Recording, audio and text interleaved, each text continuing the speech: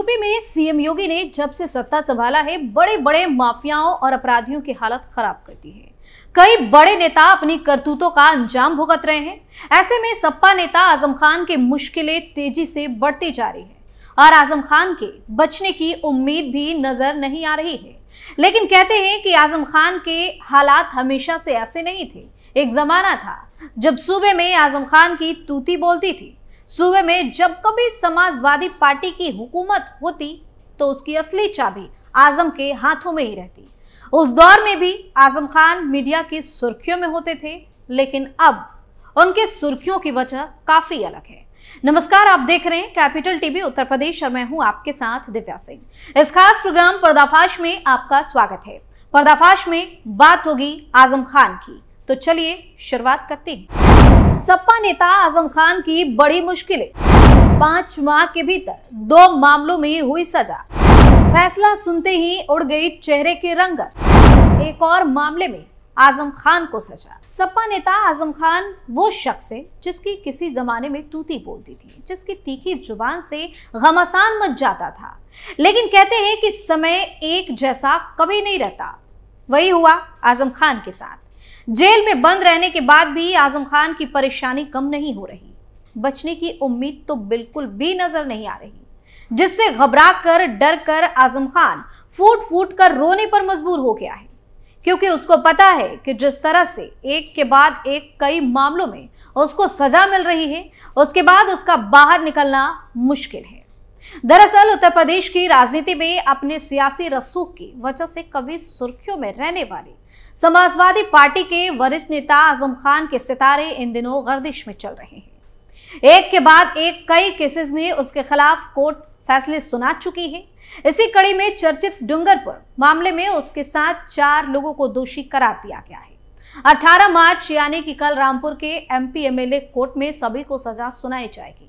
बता दें कि सीतापुर जेल में बंद सपा नेता को कड़ी सुरक्षा के बीच रामपुर लाया गया था। उसके साथ एक मामले में आरोपी पूर्व नगर पालिका अध्यक्ष अजहर अहमद खान और पूर्व क्षेत्राधिकारी आले हसन भी मौजूद थे। सभी आरोपियों को एमपी एमएलए कोर्ट ने दोषी करार देते हुए सजा के ऐलान की तारीख मुकर्रर कर दी। इन सभी पर रामपुर के डूंगरपुर बस्ती में घुसकर मारपीट और लूटपाट करने का आरोप है। बता दें कि पिछले साल फेक बर्थ सर्टिफिकेट केस में सपा नेता आजम खान, उनकी पत्नी तंजीम फातिमा और बेटे अब्दुल्ला आजम को दोषी करार देते हुए 7 साल की सजा सुनाई गई थी। फेक बर्थ सर्टिफिकेट का यह केस साल 2017 के यूपी विधानसभा चुनाव से जुड़ा है। तब अब्दुल्ला आजम ने रामपुर की स्वार विधानसभा सीट से सपा के टिकट पर चुनाव लड़ा था। इस चुनाव में उसकी जीत भी हुई थी। चुनावी नतीजों के बाद उसके खिलाफ हाईकोर्ट में केस दाखिल कर दिया गया। उन पर आरोप लगाया गया था कि अब्दुल्ला आजम ने चुनावी फॉर्म में जो उम्र बताई है, असल में उनकी उम्र उतनी नहीं है। आरोप था कि अब्दुल्ला विधायक का चुनाव लड़ने की उम्र का पैमाना पूरा नहीं करते। शैक्षिक प्रमाण पत्र में अब्दुल्ला का डेट ऑफ बर्थ 1 जनवरी 1993 है, जबकि जन्म प्रमाण पत्र में 30 सितंबर 1990 है। यह मामला हाईकोर्ट पहुंचने के बाद इस पर सुनवाई शुरू हुई। अब्दुल्ला आजम की तरफ से पेश किए गए जन्म प्रमाण पत्र को फर्जी बताया गया। इसके बाद स्वार सीट से उसका चुनाव रद्द कर दिया गया था। अब्दुल्ला पर पहले जन्म प्रमाण पत्र के आधार पर पासपोर्ट हासिल करने और विदेशों दौरा के साथ ही सरकारी उद्देश्य के लिए दूसरे प्रमाण पत्र का इस्तेमाल करने का भी आरोप लगा। इसके अलावा उस पर जौहर विश्वविद्यालय के लिए भी इसका उपयोग करने का आरोप है। दरअसल अब्दुल्ला आजम के पास 2 अलग अलग जन्म प्रमाण पत्र हैं। एक 28 जून 2012 को रामपुर नगर पालिका ने जारी किया था, जिसमें रामपुर को अब्दुल्ला के जन्मस्थान के रूप में दिखाया गया है।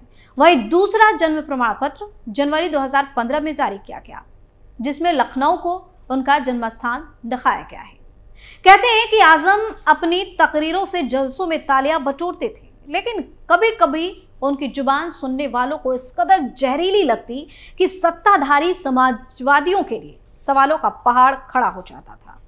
सपा संस्थापक मुलायम सिंह यादव के सबसे घनिष्ठ मित्रों में शुमार किए जाने वाले आजम की गिनती सूबे के सबसे बड़े मुस्लिम नेताओं में होती थी।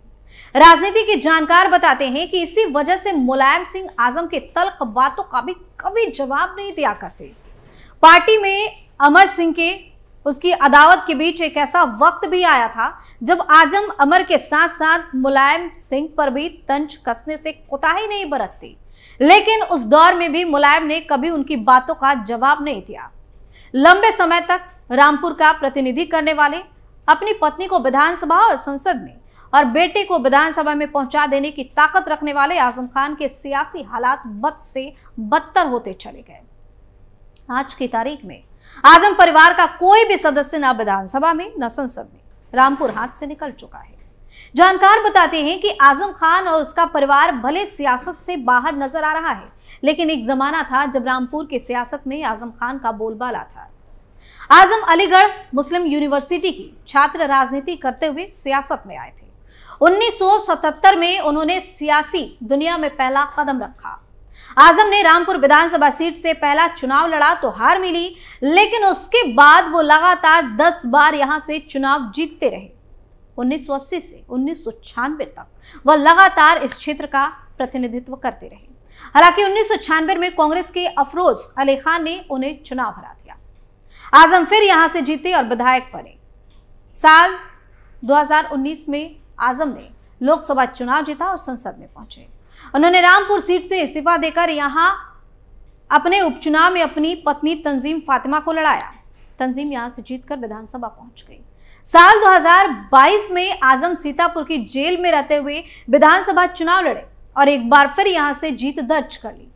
इधर आजम पर कानूनी शिकंजा कसता ही चला गया और सियासी दुनिया में भी लगातार निराशा हाथ लगने लगी। आजम ने विधानसभा चुनाव जीतने के बाद लोकसभा सदस्यता से इस्तीफा दिया तो इस सीट पर हुए उपचुनाव में उनकी तमाम कोशिशें नाकाम साबित हुई। इस सीट से बीजेपी के घनश्याम लोधी जीत गए। वहीं 2022 के अक्टूबर में आजम को सजा होने पर रामपुर विधानसभा सीट पर हुए उपचुनाव में बीजेपी के आकाश सक्सेना ने परचम लहरा दिया। सियासी दुनिया में आजम का किला ढहने की खबर फैली और उस जगह पर बीजेपी ने अपनी फतह का ऐलान कर दिया। एक के बाद एक मामलों में मिल रही सजा ने अब उसके सियासी सफर पर बड़ा सा ग्रहण लगा दिया है। सियासत में आजम खान का बुरा वक्त तब शुरू हुआ जब यूपी में 2017 में योगी आदित्यनाथ की अगुवाई में बीजेपी ने पूर्ण बहुमत की सरकार बनाई। जानकार कहते हैं कि सरकार बनते ही आजम उनके निशाने पर आ गए। आजम की घेराबंदी कुछ यूं शुरू हुई कि एक के बाद एक मुकदमे दर्ज होते चले गए और आज की तारीख में आजम के खिलाफ 100 से अधिक मुकदमे दर्ज है। उनके खिलाफ रामपुर ही नहीं बदायूं मुरादाबाद में भी केस है। उधर ईडी मनी लॉन्ड्रिंग मामले में जांच कर ही रही है। एसआईटी जन निगम भर्ती घोटाले में रिपोर्ट दे चुकी है। आने वाले वक्त में आजम को कई और अन्य मुकदमों में अदालती फैसलों का सामना करना पड़ेगा। कहा तो यह भी जाता है कि सपा नेता आजम खान का सियासी करियर कई मायनों में ऐतिहासिक, बेमिसाल और कई रिकॉर्ड तोड़ने वाला साबित हुआ। यूपी की सियासत में जब तक समाजवादी पार्टी की सरकार रही, आजम का सियासी ग्राफ तेजी से बढ़ता गया। आलम यह रहता था कि रामपुर में ही पूरी कैबिनेट की बैठक लग जाती थी। उनके इशारों पर सरकारें काम किया करती। लेकिन यह इतिहास है और वर्तमान आजम खान के लिए किसी बुरे सपने से कम नहीं है। आजम खान, उनकी पत्नी फातिमा और बेटे अब्दुल्ला को 7 साल की सजा सुना दी गई और पूरा आजम परिवार जेल की सलाखों के पीछे बैठा हुआ है। लेकिन स्थानीय लोग भी बताते हैं कि एक समय के साथ आजम खान का रुतबा पूरी तरह से खत्म सा हो गया है। जिस नेता के घर पर ही पहले नेताओं की मंडली जमा हुआ करती थी, अब वहां इक्का दुक्का नेता दिखाई पड़ते हैं, वो भी कभी कभी। ये बदलाव बताने के लिए काफी है कि आजम खान की सियासत समय के साथ खत्म होती जा रही है। अब तो आलम यह है कि जेल में भी आजम खान की रातें सुकून के साथ नहीं गुजर रही। आजम खान की नींद हराम हो गई है। वहीं एक और मामले में दोषी करार होने के बाद बेटे और बेगम टेंशन में है। उन्हें आजम खान की चिंता सता रही है। पर्दाफाश में फिलहाल के लिए इतना ही। नए मुद्दे के साथ फिर से पेश होंगे। तब तक के लिए आप देखते रहिए कैपिटल टीवी उत्तर प्रदेश। नमस्कार।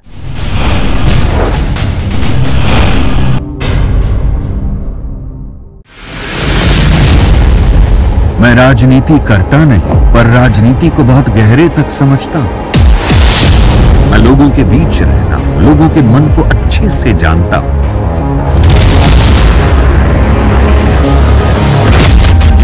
पब्लिक और पॉलिटिक्स की हर नक्श को खूब पहचानता हूं। संघर्ष की सियासत से सत्ता के सिंहासन तक मैं हर खबर से खरा सच निकालता हूं। कोई दौड़, ना कोई रेस।